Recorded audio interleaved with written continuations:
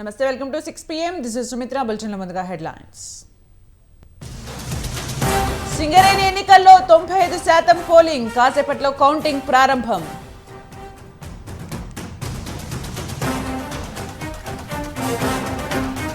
నంద్యాల జిల్లా ఆళ్లగడ్డలో ఉద్రిక్తత, భవిష్యత్ గ్యారంటీ కార్యక్రమానికి అఖిలప్రియ అడ్డుకున్న పోలీసులు.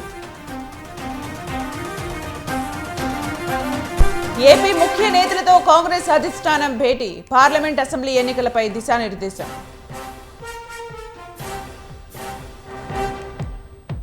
రాజకీయాల నుంచి తప్పుకుంటున్న పార్టీ మారుతానన్న ఆరోపణలు అవాస్తవమన్న రాంబాబు.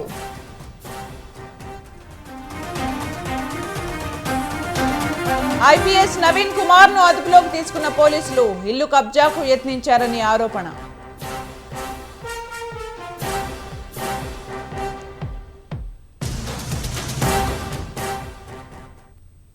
టీడీపీ అధినేత చంద్రబాబు సొంత నియోజకవర్గం కుప్పంలో 3 రోజుల పర్యటన ఖరారైంది. రేపు హైదరాబాద్ నుండి బెంగళూరు చేరుకుని అక్కడ కాడుగుడి హాస్పిటల్లో చికిత్స పొందుతున్న కుప్పం మున్సిపల్ టీడీపీ నాయకుడు త్రిలోక్ ని పరామర్శిస్తారు. అనంతరం గుడిపల్లి బస్టాండ్ ఆవరణలో ఏర్పాటు చేసిన బహిరంగ సభలో చంద్రబాబు పాల్గొంటారు. సభ అనంతరం కుప్పం పార్టీ కార్యాలయానికి చేరుకుని పార్టీ నాయకులతో సమావేశం నిర్వహిస్తారు.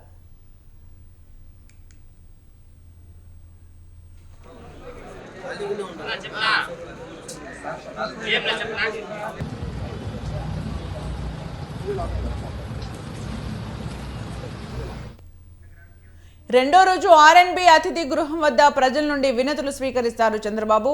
శాంతిపురం మండల కేంద్రంలోని ఎన్టీఆర్ విగ్రహం వద్ద బహిరంగ సభలో పాల్గొంటారు. అనంతరం రామకుప్పంలో సభలో పాల్గొంటారు.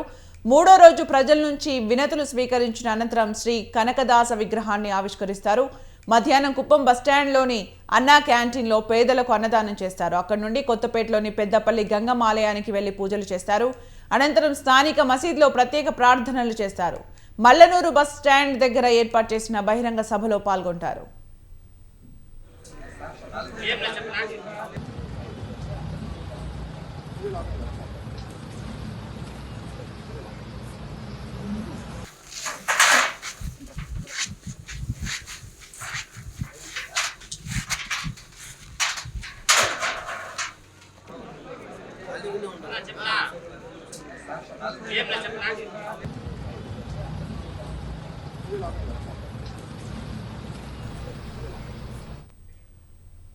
తాడిపత్రిలో నగర సుందరీకరణ పనులు చేస్తుంటే వైసీపీ నాయకులు జెండాలు కట్టారని ఆరోపిస్తూ మున్సిపల్ చైర్మన్ జేసీ ప్రభాకర్ రెడ్డి పోలీస్ స్టేషన్ ముందు రోడ్డుపై పడుకుని నిరసన తెలిపారు. పోలీసులు సర్ది చెప్పే ప్రయత్నం చేసినా తనదైన శైలిలో ఆయన విరుచుకుపడ్డారు. పోలీసులు తమ జీప్లో ఆయనను ఇంటికి తీసుకెళ్లేందుకు ప్రయత్నించగా మార్గ మధ్యలో జీపు ఆపి రోడ్డుపై తన అనుచరులు టీడీపీ కార్యకర్తలతో భారీ ర్యాలీ చేపట్టారు.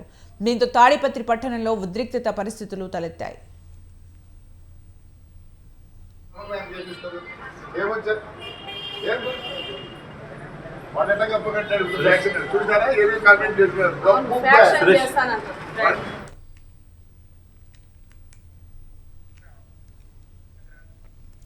తాడిపత్రిలో నగర సుందరీకరణ పనులు చేస్తుంటే వైసీపీ నాయకులు జెండాలు కట్టారని ఆరోపిస్తూ మున్సిపల్ చైర్మన్ జేసీ ప్రభాకర్ రెడ్డి పోలీస్ స్టేషన్ ముందు రోడ్డుపై పడుకొని నిరసన తెలిపారు. పోలీసులు సర్ది చెప్పే ప్రయత్నం చేసినా తనదైన శైలిలో ఆయన విరుచుకుపడ్డారు. పోలీసులు తమ జీపులో ఆయన్ను ఇంటికి తీసుకెళ్లేందుకు ప్రయత్నించగా మార్గ మధ్యలో జీపు ఆపి రోడ్డుపై తన అనుచరులు టీడీపీ కార్యకర్తలతో భారీ ర్యాలీ చేపట్టారు.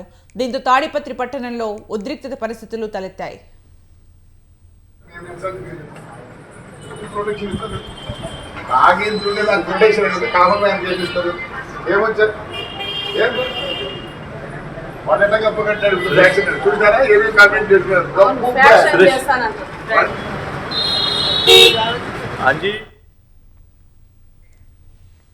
గత 10 ఏళ్లలో ప్రభుత్వం ప్రజలకు అందుబాటులో లేదని, అందుకు ప్రజావాణిలో వచ్చిన 24,000 ఫిర్యాదులే ఉదాహరణ అని ముఖ్యమంత్రి రేవంత్ రెడ్డి అన్నారు. సచివాలయంలో ప్రజాపాలన లోగో 6 గ్యారంటీల దరఖాస్తు పత్రాన్ని సీఎం ప్రారంభించారు. గతంలో గడీల మధ్య పాలన నడిచిందని, ఇప్పుడు ప్రభుత్వమే ప్రజల కోసం వారి వద్దకు వెళ్తుందన్నారు. ఇక మీదట సెక్రటేరియట్లో మీడియా సెంటర్ ఉంటుందన్నారు. మంత్రులు, అధికారులు అందుబాటులో ఉంటారని తెలిపారు. కేటీఆర్ 1,00,000 కోట్ల సంపాదన నుంచి 1,00,000 రూపాయలు బాధిత మహిళకు ఇచ్చారని, మిగతా సొమ్మంతా కక్కిస్తానని స్పష్టం చేశారు. కేసీఆర్ 22 ల్యాండ్ క్రూజర్లను కొనుగోలు చేశారని, మళ్లీ గెలిస్తే వాటిని వాడాలని అనుకున్నారని చెప్పారు. మేడిగడ్డపై విచారణ జరిపిస్తామని రేవంత్ రెడ్డి అన్నారు. టీఎస్పీఎస్సీ కొత్త బోర్డు ఏర్పాటు చేసి పారదర్శకంగా పరీక్షలు నిర్వహిస్తామని రేవంత్ రెడ్డి భరోసా ఇచ్చారు.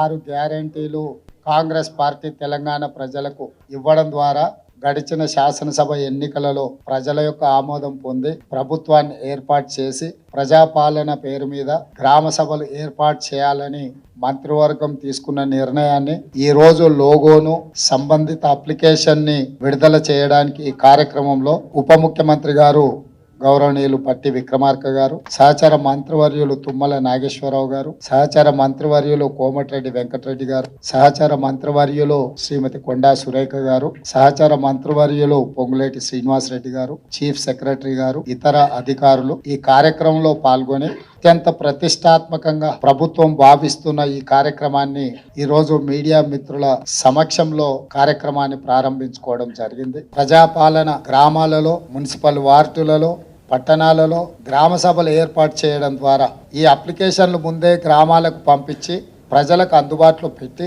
ప్రజలు ఇందులో అడిగిన సమాచారాన్ని సేకరించి అర్హులైన లబ్ధిదారులందరికీ కూడా సంక్షేమ పథకాన్ని అమలు చేయాలన్న ఉద్దేశంతో ప్రభుత్వం ఈ గొప్ప కార్యక్రమాన్ని తీసుకున్నది. తండాలలో, గూడాలలో, మారుమూల పల్లెల్లో ఉన్న అత్యంత నిరుపేదలకు కూడా ఈ పథకాన్ని అందించాలన్న లక్ష్యంతో ఈ రోజు ఈ గ్రామ సభలను ఏర్పాటు చేయడం జరిగింది. అది మహాలక్ష్మి పథకం కావచ్చు, గృహజ్యోతి కావచ్చు, ఇందిరమ్మ ఇండ్లు కావచ్చు, రైతు భరోసా కావచ్చు, ఏ సంక్షేమ పథకమైనా ప్రజలకు చేరాలి అని అంటే నిజమైన అర్హులైన లబ్ధిదారుల వివరాలు ప్రభుత్వం దగ్గర ఉండాలి. అప్పుడు మేము టార్గెట్ పెట్టుకొని పనిచేయడానికి ఉంటుంది. రేషన్ కార్డులు లేకుండా పథకము రావడం కష్టం, కానీ రేషన్ కార్డులు ఇస్తాం కదా. రేషన్ కార్డులు ఇవ్వకపోతే నువ్వు చెప్పేది సమస్య. ఈ అప్లికేషన్లు తీసుకుంటాం, ఇందులో రేషన్ కార్డులు లేనోళ్ళు ఎవరైనా కాగితాలు దరఖాస్తులు ఇచ్చినా తీసుకుంటాం. రేషన్ కార్డుల కోసం ప్రభుత్వం నిరంతర ప్రక్రియ కింద ముందుకు వెళ్తుంది. ఇప్పుడు ఈ ప్రిస్క్రైబ్డ్ అప్లికేషన్ లో ఏం రాయాలనో అది ఉన్నది. అదనంగా నువ్వేం అప్లికేషన్ ఇచ్చినా అది తీసుకుంటాము. డిసెంబర్ 28, 2023 ప్రారంభమయ్యి జనవరి 6, 2024 వరకు కొనసాగుతుంది.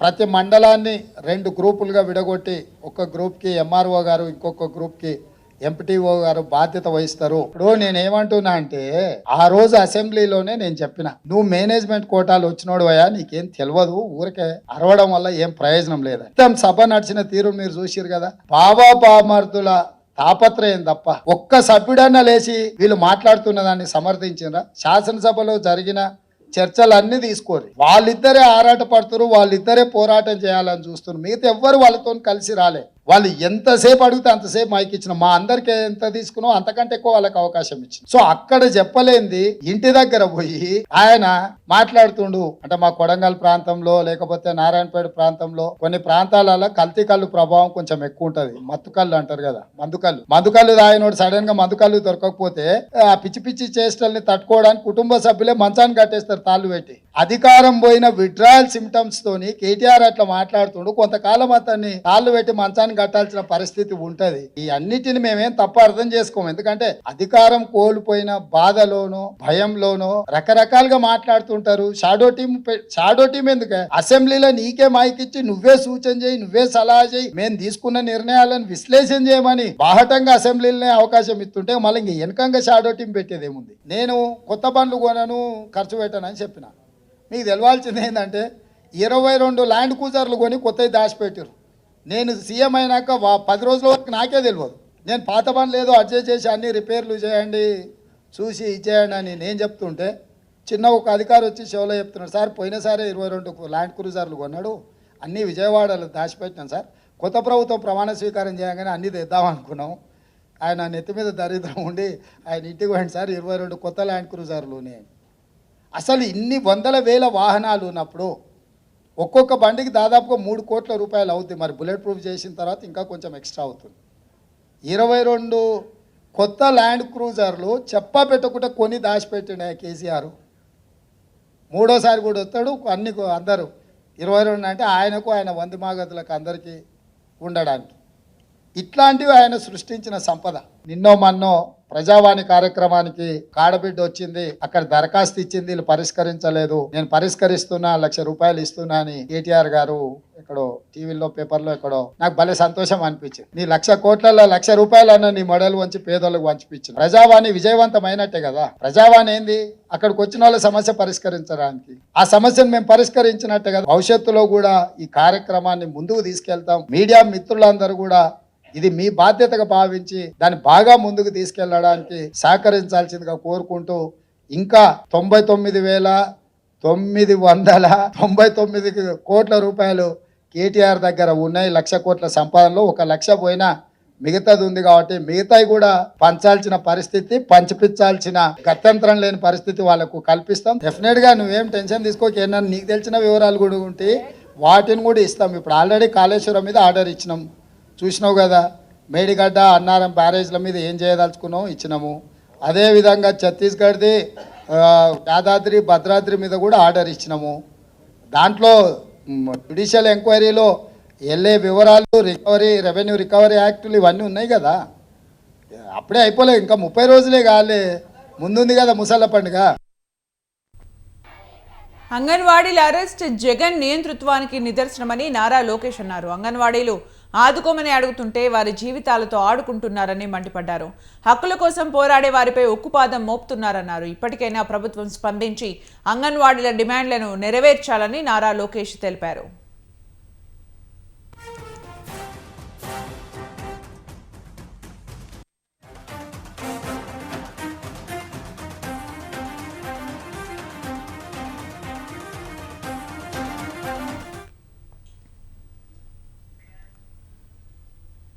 అంగన్వాడీ ఉద్యోగుల పట్ల ఏపీ సర్కార్ తీరును సిపిఐ రాష్ట్ర కార్యదర్శి తప్పుబట్టారు. తమ సమస్యల పరిష్కారం కోసం సమ్మె చేస్తున్న అంగన్వాడీ కార్యకర్తల పట్ల ప్రభుత్వం నిర్లక్ష్యాన్ని ప్రదర్శిస్తోందన్నారు. ముఖ్యమంత్రికి ఇంతకు మించిన పనులు ఏమున్నాయని ప్రశ్నించారు. దాదాపు 30 లక్షల మందికి పైగా చిన్నపిల్లలకు పోషకాహారం అందడం లేదన్నారు. ప్రభుత్వం వెంటనే సమస్యను పరిష్కరించాలని డిమాండ్ చేశారు. 1,00,000 మందికి పైగా అంగన్వాడీ వర్కర్లు, హెల్పర్లు వారందరూ కూడా 15 రోజులుగా సమ్మె చేస్తుంటే సమస్యను పరిష్కారం చేయకుండా మంత్రి గారు దాటవేతగా మాట్లాడడం సరైంది కాదు. పైగా 15 రోజుల తర్వాత మంత్రి గారిని ముఖ్యమంత్రి గారితో మాట్లాడతానని చెప్తా ఉన్నాడంటే దీన్ని బట్టి మంత్రి గారి యొక్క నిర్లక్ష్యము, ఈ ప్రభుత్వం యొక్క నిర్లక్ష్యము స్పష్టంగా కనపడతా ఉంది. ముఖ్యమంత్రి గారికి దీన్ని మించిన క్రాచకార్యాలు ఏమైనా ఉన్నాయని అడుగుతావు. నువ్వు పోయి క్రికెట్ నేర్పుతావు, క్రికెట్ రోజమ్మకు నేర్పుతా అని చెప్పి నువ్వు ప్రయత్నం చేస్తూ ఉన్నావు తప్పితే నీవు అదే 1,06,000 మంది అంగన్వాడీ వర్కర్లందరూ కూడా వీళ్ళు ఇచ్చేయడం వల్ల దాదాపు 30 లక్షల మందికి పైగా చిన్నపిల్లలకి వారికి సరైన ఆహారం అందడం లేదు. అంగన్వాడీ సెంటర్లన్నీ బంద్ అయినాయి. దాన్ని పరిష్కారం చేయాల్సిన ముఖ్యమంత్రి దాన్ని వదిలిపెట్టి ఆడుదాం ఆంధ్ర పేరుతో ఆయన కబడ్డీ ఆడడానికి, క్రికెట్ ఆడడానికి ప్రయత్నం చేస్తూ ఉన్నారు. రామ్ గోపాల్ వర్మ తెరకెక్కిస్తున్న వ్యూహం సినిమా గురించి అమరావతి ఉద్యమ నేత కొలికపూడి శ్రీనివాసరావు చేసిన వ్యాఖ్యలు దుమారం రేపాయి. డైరెక్టర్ ఆర్జీవి తలనరికి వస్తే ₹1,00,00,000 బహుమతి ఇస్తానని కొలికపూడి శ్రీనివాసరావు ప్రకటించారు. వివాదాస్పద వ్యాఖ్యలు చేసిన కొలికపూడి శ్రీనివాసరావుపై డీజీపీకి ఆర్జీవి ఫిర్యాదు చేశారు.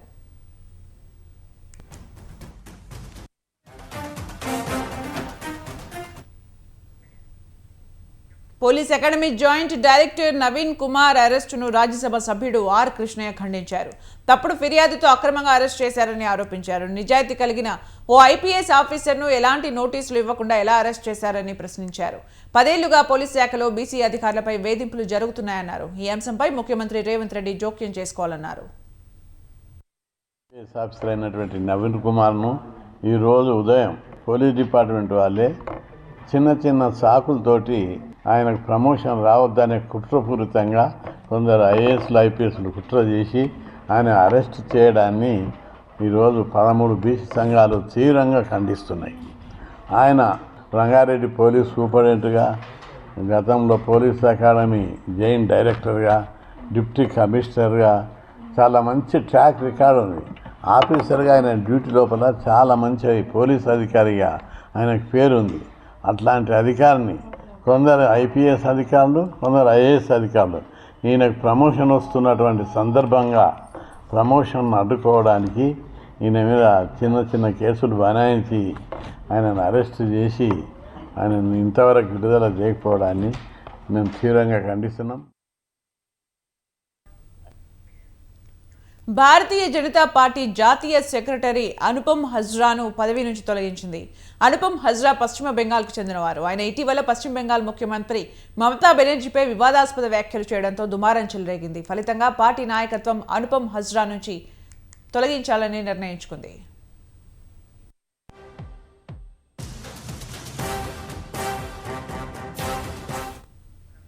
కేంద్ర హోంమంత్రి అమిత్ షా, బీజేపీ జాతీయ అధ్యక్షుడు జేపీ నడ్డా పశ్చిమ బెంగాల్ పార్టీ కోర్ సభ్యులతో సంస్థాగత సమావేశాలు నిర్వహించి రాబోయే ఎన్నికలకు ముందు పార్టీ వ్యూహాలపై చర్చించిన తర్వాత అనుపమ్ హజ్రాపై వేటు పడింది.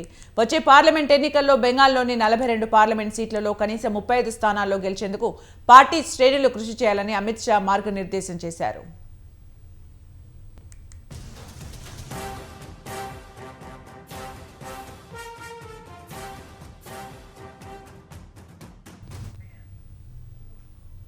కర్ణాటక రాజధాని బెంగళూరులో తీవ్ర ఉద్రిక్తత నెలకొంది. పలు హోటళ్లపై కన్నడ సంఘాల ప్రతినిధులు దాడి చేశారు.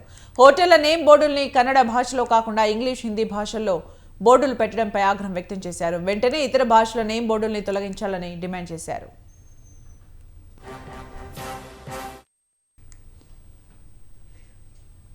దేశవ్యాప్తంగా కోవిడ్ కేసులు పెద్ద ఎత్తున పెరగడంపై భయాందోళనలు వ్యక్తమవుతున్నాయి. ఒకే రోజు 412 కొత్త కేసులు నమోదు కావడంతో అన్ని రాష్ట్ర ప్రభుత్వాలు అప్రమత్తమై హాస్పిటల్స్లో ప్రత్యేక వార్డులు ఏర్పాటు చేసి మందులు సిద్ధం చేస్తున్నాయి. దేశంలో మొత్తం 4054 యాక్టివ్ కేసులున్నాయి. వీటిలో 63 JN.1 వేరియంట్ కేసులు. మన దేశంలో JN.1 వేరియంట్ ప్రబలుతోంది.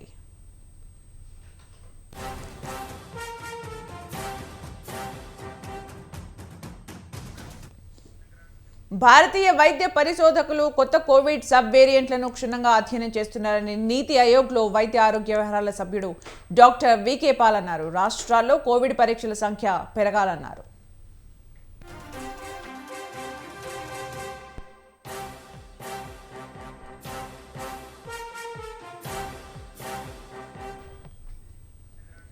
కొత్త సంవత్సరంలో కోవిడ్ కొత్త వేరియంట్లు బెడదగా పరిగణిస్తాయా? కొత్త సంవత్సరం కొత్త వ్యాక్సిన్లకు నాంది పలుకుతుందా అన్న సందేహాలు తలెత్తుతున్నాయని యూనివర్సల్ హెల్త్ ఆర్గనైజేషన్ పేర్కొంది. ముందే ఆరోగ్య మంత్రిత్వ శాఖ భారతదేశ వ్యాప్తంగా అలర్ట్ ప్రకటించి అన్ని రాష్ట్ర ప్రభుత్వాలకు హెచ్చరికలు జారీ చేయడంతో భయాందోళనలు, గందరగోళం హెచ్చాయి. కోవిడ్-19 వైరస్కు చెందిన అన్ని మ్యూటెంట్లు, కొత్త వేరియంట్లపైన ప్రభావితం చూపే వ్యాక్సిన్లను అభివృద్ధి చేసేందుకు భారత్ బయోటెక్ పరిశోధనలు ముమ్మరం చేస్తోంది. కాలం చెల్లాయన్న భావనతో యూరోపియన్ యూనియన్ 200 మిలియన్ డోసుల కోవిడ్ వ్యాక్సిన్లను నాశనం చేసింది. ఇక ముందు భారత్ ఇలాంటి తప్పిదాల నుంచి పాఠాలు నేర్చుకోవాలి.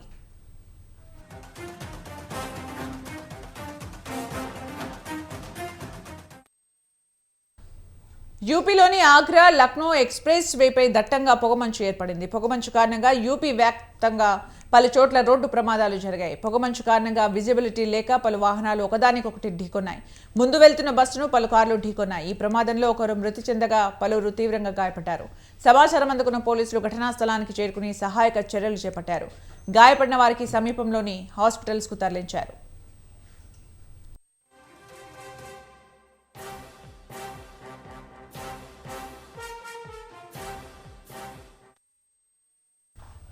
ఇవి బులెటిన్ విశేషాలు. కీప్ వాచింగ్ స్వతంత్ర.